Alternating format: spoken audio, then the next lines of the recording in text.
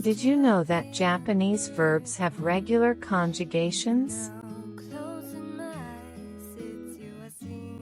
One of the major differences between Japanese and English is that the grammatical order of subject, verb, adjective, particle, and decorative in phrases is almost exactly the opposite.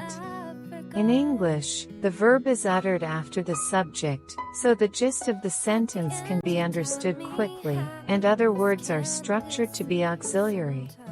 In contrast, in Japanese, after the subject, the auxiliary content of adjectives and decoratives is understood before understanding the gist of the verb, and then the sentence is concluded with the verb.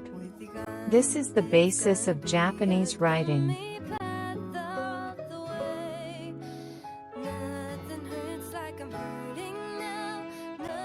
Moreover, in Japanese, depending on the last phrase, the structure of the sentence is such that the main idea can be expressed, such as is not, can, cannot, and present, or past, or future. This is also a characteristic feature of Japanese sentences.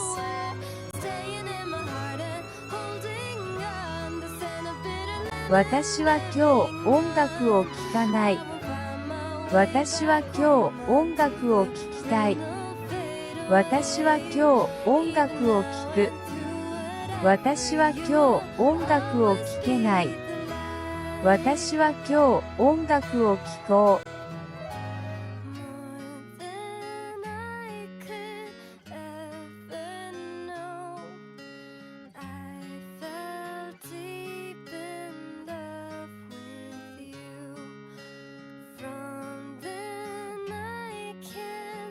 On top of that, if you know the regular conjugations of verbs, you will be able to apply Japanese phrases, and I think the difficulty level of your own understanding will change.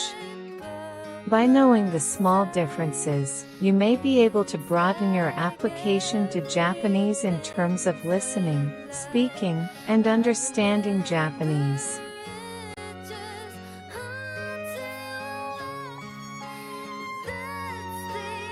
Many Japanese verbs change their endings with a regular pronunciation called Godan Katsuyo, 5-step conjugation.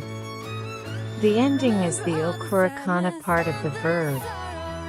In the following explanation, I will examine the verb manabu, learn, but the Japanese word manabu is written as mana plus bu in Japanese.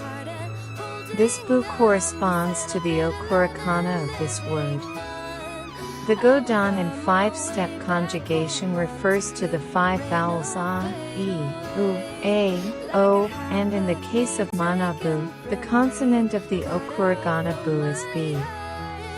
The 5-dan pronunciation of b changes into the okurikana of ba, b, bu, be, bo.